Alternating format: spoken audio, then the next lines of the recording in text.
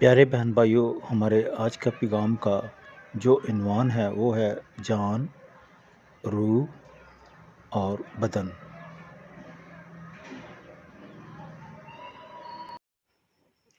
خدام یہوشم شیخ میں آپ سب کو شلوم۔ عزیز بہن بھائیوں، یہ پیغام خدام یہوشم شیخ کے عظیم خادم برادر ولیم میرین برانم کے ذریعے ابائی ہوا کو وہ مکاشفہ ہے جو انہیں پاک روح کے وسیلہ سے دیا گیا۔ آپ جانتے ہیں انہوں نے اس صدی میں کلام مقدس کے مطابق ایلیہ نبی کی مسا میں چوتھی خدمت کو سر انجام دیا۔ ابا یہوہ نے خدام یہوشم شیخ کے نام سے انہیں اپنے جلال کے لیے کثرت سے استعمال کیا۔ ان کا وسیلہ سے بہت سے مردہ زندہ ہوئے، جنم کے اندھے، لنگڑے اور ٹی بی اور کینسر کے مریض اور دیگر بیماریوں میں مبتلا لوگوں نے شفا پائی۔ وہ دلوں کے بھید بیان کرتے تھے اور کلام مقدس کے مکاشفات کو انہوں نے بڑے واضح اور سلیس انداز سے بیان کیا ہے۔ میں نے از خود اس پیغام کے وسیلے سے بہت برکت پائی ہے اور میں نے چاہا کہ میں اس پیغام کو آپ کے ساتھ شیئر کروں۔ اس پیغام کے وسیلہ سے میں نے خدا کی عظیم محبت کو بہت قریب سے دیکھا ہے اور اس میں پیغام کے وسیلہ سے پتہ چلا ہے کہ خدا نے کس قدر شاندار طریقے سے انسان کے لیے منصوبہ نجات تیار کیا ہے۔ اس پیغام کے پڑھنے سے میرے اندر ابا یہوہ کے لیے اور خدام یہوشم شیخ کے لیے شدت سے محبت پیدا ہوئی جو بیان سے باہر ہے۔ میں ایمان رکھتا ہوں کہ آپ بھی اس پیغام کو سننے کے بعد میری اس بات سے اتفاق کریں گے۔ خدا نے جب انسان کو بنایا تو اسے اور مخلوقات کی طرح پیدا نہیں کیا، بلکہ لکھا ہے کہ خدا نے اسے اپنی شبیہ پر بنایا اور اس میں اپنا دم پھونکا۔ پیدائش اس کا پہلا باب اور اس کے آخری حصہ اور پیدائش دوسرا باب اور اس کے شروع میں ہم اس کو دیکھتے ہیں۔ خدا کے کلام مقدس میں سے پہلا تسلنکیوں 5 باب 23 آیت: خدا جو اطمینان کا چشمہ ہے آپ ہی تم کو بالکل پاک کرے اور تمہاری روح اور جان اور بدن ہمارے خدا یسوع مسیح کے آنے تک پورے اور بے عیب محفوظ رہیں۔ آمین۔ اس آیت میں ہم دیکھتے ہیں کہ انسان 3 چیزوں کا مرکب ہے، یعنی جان، روح اور بدن۔ یہ تینوں نہ صرف علیحدہ ہیں بلکہ ان کے فنکشن بھی علیحدہ ہیں۔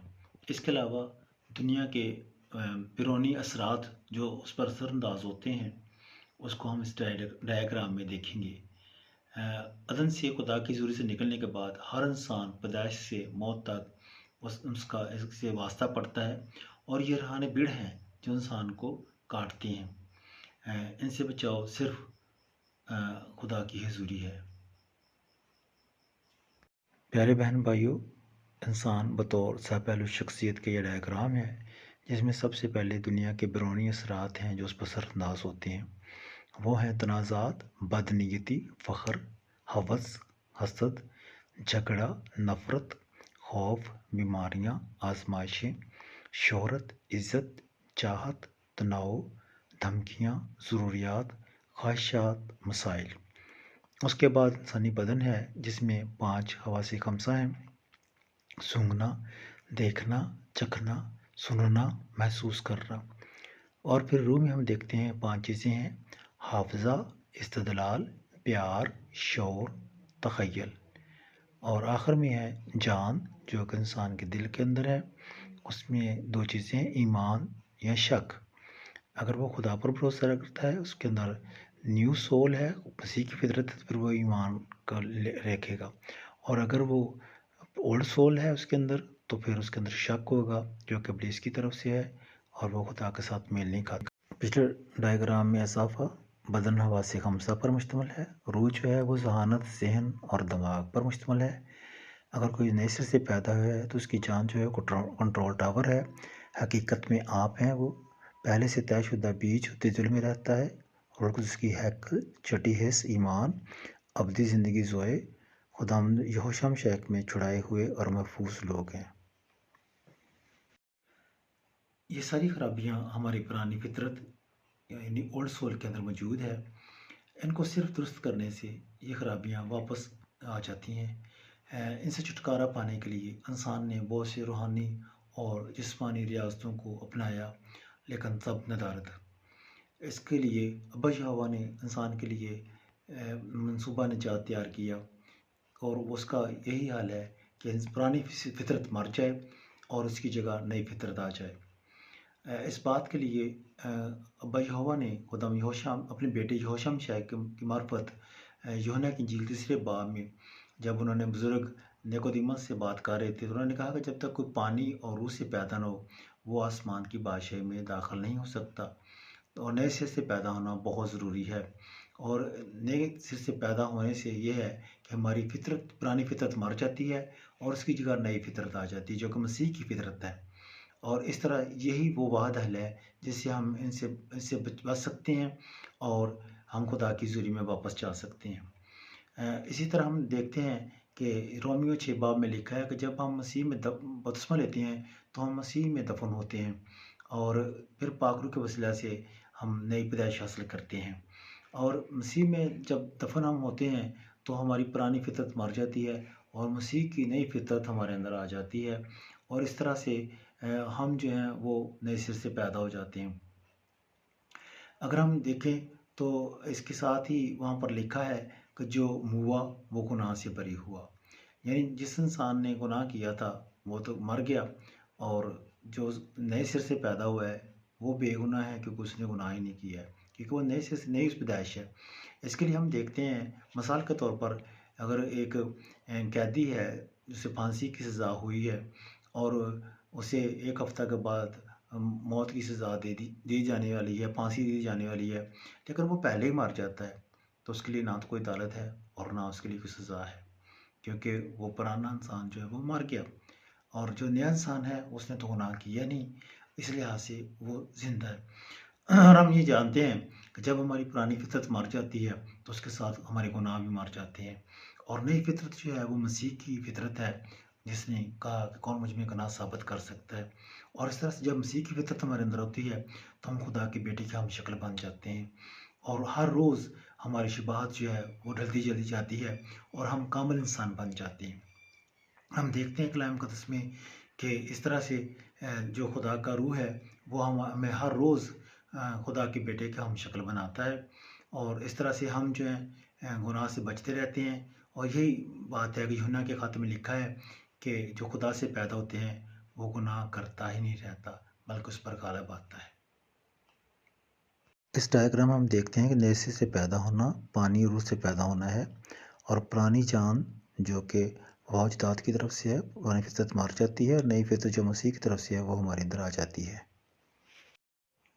میں سمجھتا ہوں کہ بزرگ داؤد نے اپنے زبور میں جو یہ لکھا ہے کہ ادھان جس دے بخشے گئے سب گناہ تے بخشے گئے سارے اوگن صدا، اور نہ رب جس دے پاپاں دا کردہ حساب، تے یہ ساری چیزیں جو ہیں ہم دیکھتے ہیں کہ اسی کے بارے میں ہیں۔ جب یہ تبھی ممکن ہے جب ہماری پرانی فطرت جو ہے، جو ہماری اولڈ سول ہے وہ مر جائے، اور اس کے ساتھ ہی ہمارے گناہ بھی مر جاتے ہیں، ختم ہو جاتے ہیں، اور نئی فطرت یعنی نیو سول جو ہے وہ ہمارے اندر ہمارے خداوند یہوشع شاہ کی ابا یہوہ رکھتے ہیں، اور نئی فطرت جو ہے وہ ہمیں گناہ سے نفرت سکھاتی ہے، بدی سے نفرت سکھاتی ہے، اور اس طرح سے انسان جو ہیں وہ گناہ سے اور بدی سے باز آتے ہیں۔ اور یہ چیز اسی لیے ہے کیونکہ اچھا درخت اچھا پھل لاتا ہے اور برا درخت برا پھل لاتا ہے۔ مراد یہی ہے کہ پرانی فطرت جو ہے وہ گناہ آلودہ ہے اور وہ اپنے اندر گناہوں کو لیے ہوئے ہے، اور جب تک وہ ہے تو پھر گناہ کے جو ایٹریبیوٹس ہیں، گناہ کے کام ہیں، وہ جسم کے کام میں ظاہر ہوں گے، لیکن جب پرانی فطرت مر جائے گی، مسیح کی فطرت آ جائے گی تو پھر اس کے اندر مسیح کی خوبیاں، مسیح کے جو کام ہیں وہ اس کے اندر ظاہر ہونا شروع ہو جائیں گی۔ اس لیے پولس رسول نے بھی کہا کہ اب میں زندہ نہ رہا بلکہ مسیح مجھ میں زندہ ہے۔ اس سے مراد یہی ہے کہ اس نے کہا کہ میری پرانی فطرت جو ہے وہ مر گئی ہے اور میرے اندر اب مسیح کی فطرت ہے۔ اور دیکھتے ہیں ہم کس طرح وہ پکڑ کر لے جاتا تھا مسیحیوں کو اور قتل کرتا تھا، اور اس نے کہا کہ وہ انسان ختم ہو گیا، اور اس کے بعد ہم دیکھتے ہیں کہ وہ خداوند یہوشع شاہ کی خاطر اس نے کس طرح کوڑے کھائے اور سنسار کیا گیا اور بڑی مصیبتوں میں سے گزرا، لیکن اس نے مسیح کا انکار نہیں کیا۔ اس کے اندر مسیح کی ایٹریبیوٹس تھے، مسیح کی خوبیاں تھیں، مسیح کی فطرت اس کے اندر آ گئی تھی۔ تو خدا کا کلام جھوٹا نہیں ہے۔ پیارے بہن بھائیوں، اس ساری باتوں سے ہمیں یہ پتہ چلتا ہے کہ جب تک ہم پرانی فطرت کے ساتھ زندہ ہیں ہم کبھی آسمان کی بادشاہی میں داخل نہیں ہو سکتے، ہم کبھی خدا کے فرزند نہیں ہو سکتے، ہم کبھی آسمان کی بادشاہی کے وارث نہیں ہو سکتے۔ اگر آپ اس سے بچنا چاہتے ہیں تو اس کا واحد حل ہے کہ آپ کی پرانی فطرت مر جائے اور آپ کے اندر نئی فطرت آ جائے، اور یہ تبھی ممکن ہے جب آپ نئے سر سے پیدا ہوں۔ جیسے ہمارے خداوند یہوشع مشیخ نے کہا کہ جب تک کوئی پانی اور روح سے پیدا نہ ہو وہ خدا کی بادشاہی میں داخل نہیں ہو سکتا۔ تو اس اپرچونٹی سے فائدہ اٹھائیں، توبہ کریں اور پانی اور روح کا بپتسمہ لیں، اور اس طرح سے آپ مفت میں آسمان کی بادشاہی کے وارث بن جائیں۔ کچھ بھی نہیں کیا آپ نے، آپ کی خاطر بے شک خداوند نے اس پر کفارہ دیا، آپ کے گناہوں کے لیے انہوں نے جان دی، لیکن جب تک آپ نئے سرے سے پیدا نہیں ہوتے آپ کو ان کے کفارہ سے، ان کے زمین پر آنے سے، ان ساری باتوں سے کوئی فائدہ نہیں ہے۔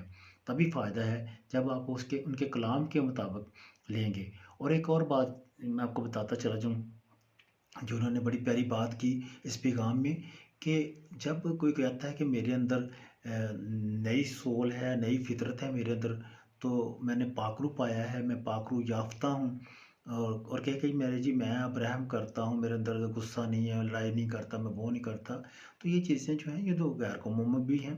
اگر ہم دیکھیں تو ہم لوگوں میں بھی ہم سے اچھے لوگ ہیں جو ایسی خوبیاں لی ہوئے ہیں، ایٹریبیوٹس لی ہوئے ہیں، تو یہ تو ایٹریبیوٹس ہیں۔ لیکن پاک روح کے لیے انہوں نے کہا کہ سب سے بڑی ایویڈنس جو اس کا ثبوت ہے یہ ہے کہ جو شخص کہتا ہے میں پاک روح پایا ہوا ہوں، میں نئی پیدائش پایا ہوا ہوں، اس کی سب سے بڑی فطرت اس کے اندر یہ چیز ایویڈنس ہوگی پاک روح کی کہ وہ نئی پیدائش سے پیدا ہوا ہے، کہ وہ خدا کے کلام کو سنے گا اور خدا کے کلام کو قبول کرے گا، کیونکہ خدا کا پاک روح جو ہے وہ ہمیں خدا کے کلام کی طرف راغب کرتا ہے تاکہ ہم خدا کے کلام کی سنیں، اور جو لکھا ہے اگر کوئی اس کا انکار کرتا ہے اور اپنی دلیلیں اور اپنی روایات کو بیان کرتا ہے تو وہ ہرگز نئی پیدائش لی ہوا انسان نہیں ہے، نہ وہ خدا سے پیدا ہوا ہے، بلکہ وہ اپنی پرانی فطرت کے ساتھ زندہ ہے۔